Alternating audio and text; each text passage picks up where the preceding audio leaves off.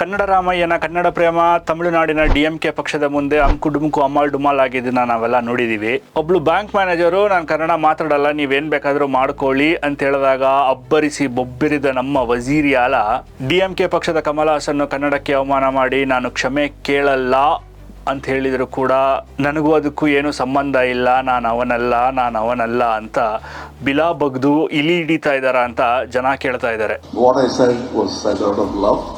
Love will never apologize. ಇದೇ ತರ ಕಳೆದ ಬಾರಿ ಸೋನು ನಿಗಮ್ ಕನ್ನಡಿಗರಿಗೆ ಅವಮಾನ ಮಾಡಿದಾಗ ಕರ್ನಾಟಕದಲ್ಲಿ ಸೋನು ನಿಗಮ್ ಮೇಲೆ FIR ಆಯಿತು. ಕನ್ನಡ ಫಿಲಂ ಇಂಡಸ್ಟ್ರಿಯಿಂದ ಸೋನು ನಿಗಮ್ನ ಬ್ಯಾನ್ ಮಾಡಿದ್ರು. ಆದರೆ ಈ ಥರದ ಯಾವುದೇ ಆ್ಯಕ್ಷನ್ಗಳನ್ನು, ಈ ಥರದ ಯಾವುದೇ ಶಿಕ್ಷೆಯನ್ನು ಕಮಲ್ ಹಾಸನ್ಗೆ ಸರ್ಕಾರ ಕೊಡಲ್ಲ. ಯಾಕೆ ಗೊತ್ತಾ? ಕಮಲ್ ಹಾಸನ್ ಒಬ್ಬ DMK ಪಕ್ಷದಿಂದ ರಾಜ್ಯಸಭೆಗೆ ಹೋಗ್ತಾ ಇರುವಂತಹ MP. DMK ಪಕ್ಷ ಯಾವುದು? ಕಾಂಗ್ರೆಸ್ ಜೊತೆ ಅಲಯನ್ಸ್ ಇರುವಂತಹ ಪಕ್ಷ. ಸೊ ಕಾಂಗ್ರೆಸ್ ಪಕ್ಷಕ್ಕೆ ರಾಜಕೀಯ ಅಂತ ಬಂದಾಗ ಲ್ಯಾಂಗ್ವೇಜ್ ಪ್ರೈಡ್, ಭಾಷೆ ಮೇಲಿನ ಅಭಿಮಾನ ಮೂಲೆ ಗುಂಪಾಗುತ್ತೆ. ಕರ್ನಾಟಕದ ಅನ್ನ ತಿಂದ ಆ ಬ್ಯಾಂಕ್ ಮ್ಯಾನೇಜರು ಕನ್ನಡ ಮಾತಾಡಲ್ಲ, ಏನು ಬೇಕಾದರೂ ಮಾಡ್ಕೊಳ್ಳಿ ಅಂತ ಹೇಳಿದ ದುರಹಂಕಾರ ಆದರೆ ಕರ್ನಾಟಕದ ನೆಲದಲ್ಲೇ ತಮಿಳಿಂದ ಕನ್ನಡ ಬಂದಿದ್ದು ಅಂತ ಹೇಳಿದ್ದು ಕಮಲ್ ಹಾಸನ್ದು ದುರಹಂಕಾರದ ಹೇಳಿಕೆ ತಾನೆ. உயிரே உறவே தமிழே என்று ஆரம்பித்தேன். அதில் தமிழிலிருந்து பிறந்தது தான் உங்கள் ಭಾಷೆ. ಆ ಬ್ಯಾಂಕ್ ಮ್ಯಾನೇಜರ್ ವಿಷಯದಲ್ಲಿ ಪುಂಖಾನುಪುಂಖವಾಗಿ ಟ್ವೀಟ್ ಮಾಡಿ ಹೇಳಿಕೆಗಳನ್ನು ಕೊಡುವಂತಹ ಸಿದ್ದರಾಮಯ್ಯನವರು ಕಮಲ್ ಹಾಸನ್ ವಿಷಯದಲ್ಲಿ ಯಾಕೆ ಸೈಲೆಂಟ್ ಆಗಿದ್ದೀರಾ? ಇತ್ತೀಚೆಗಿನ ಈ 3 ಜನ ಬ್ಯಾಂಕ್ ಮ್ಯಾನೇಜರು, ಕಮಲ್ ಹಾಸನ್, ಸೋನು ನಿಗಮ್, ಈ 3 ಜನ ಕನ್ನಡಿಗರಿಗೆ ನೋವಾಗುವಂತಹ ಮಾತುಗಳನ್ನು ಆಡಿದರು. ಆದರೆ 3 ಜನಕ್ಕೂ ಒಂದೇ ಥರದ ಶಿಕ್ಷೆ ಆಯಿತಾ? ಆಗಲಿಲ್ಲ. ಬ್ಯಾಂಕ್ ಮ್ಯಾನೇಜರ್ಗೆ ಆಕೆ ಮಾತಾಡಿದ್ದಕ್ಕೆ ತಕ್ಕ ಶಿಕ್ಷೆ ಆಯಿತು, ಸೋನು ನಿಗಮ್ ಅವ್ನು ಮಾತಾಡಿದ್ದಕ್ಕೆ ತಕ್ಕ ಶಿಕ್ಷೆ ಆಯಿತು. ಆದರೆ ಈ ಕಮಲಿಗೆ ಮಾತ್ರ ಏನಾಗಬೇಕೋ ಅದಾಗಲಿಲ್ಲ. ಯಾಕೆ ಗೊತ್ತಾ? ಯಾಕೆ ಅಂದರೆ ಇವನು DMK ಪಕ್ಷಕ್ಕೆ ಸೇರಿದ ಒಬ್ಬ ಸೇವಕ. ಸೊ ಕಾಂಗ್ರೆಸ್ ಪಕ್ಷದವರಿಗೆ ಕ್ಯಾಮ್ರಾ ಮುಂದೆ ಬರೋ ಕನ್ನಡ ಅಭಿಮಾನ ಕೆಲಸದಲ್ಲಿ ಬರೋದಿಲ್ಲ. ಮತ್ತು ಕಮಲ್ ಹಾಸನ್ ಒಂದೇ ಒಂದು ವಿಷಯ ಇಟ್ಕೊಂಡು, ಒಂದು ಐಸೋಲೇಟೆಡ್ ಇನ್ಸಿಡೆಂಟ್ ಇಟ್ಕೊಂಡು ನಾನು ಕಾಂಗ್ರೆಸ್ ಪಕ್ಷದ ಬಗ್ಗೆ ಹೀಗೆಲ್ಲ ಹೇಳ್ತಾ ಇದ್ದೀನಿ, ಅಥವಾ ಸಿದ್ದರಾಮಯ್ಯನವ್ರನ್ನ ಕನ್ನಡದ ಬಗ್ಗೆ ಅಭಿಮಾನ ಇಲ್ಲ ಅಂತ ಹೇಳ್ತಾ ಇದ್ದೀನಿ ಅಂತ ಯಾರು ಅನ್ಕೊಂಬೇಡಿ. ಯಾಕೆ ಅಂದರೆ ರಾಜಕೀಯಕ್ಕೋಸ್ಕರ ಬಣ್ಣದ ಸುಳ್ಳುಗಳನ್ನು ಇತ್ತೀಚೆಗೆ ಸಿದ್ದರಾಮಯ್ಯನವರು ಟ್ವಿಟರಲ್ಲಿ ಹೇಳಿದ್ದಾರೆ. ನೀವು ಮುಂದೆ ಹಾಕಿರೋ ಈ ಟ್ವೀಟಲ್ಲಿ ಸಾಕಷ್ಟು ಡೇಟಾ ಪಾಯಿಂಟ್ಸ್ಗಳನ್ನು ಕೊಟ್ಟಿದ್ದಾರೆ. ಇದರಲ್ಲಿ ಯಾವುದೂ ಸತ್ಯವಲ್ಲ.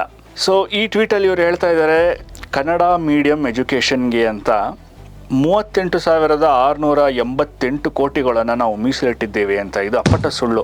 ಈ 38,600 ಚಿಲ್ಲರೆ ಕೋಟಿ ಇವರೇನು ಹೇಳ್ತಾ ಇದ್ದಾರೆ, ಇದು ಬರೀ ಕನ್ನಡ ಮೀಡಿಯಂ ಸ್ಕೂಲಿಗಲ್ಲ, ರಾಜ್ಯ ಶಾಲಾ ಮತ್ತು ಸಾಕ್ಷರತಾ ಇಲಾಖೆ. ಸೊ ಇದ್ರ ಕೆಳಗಡೆ ಬರುವಂತಹ ಫಂಡ್ ಇದು, ಅದಕ್ಕೆ ಅಲೋಕೇಟ್ ಮಾಡಿರೋದು.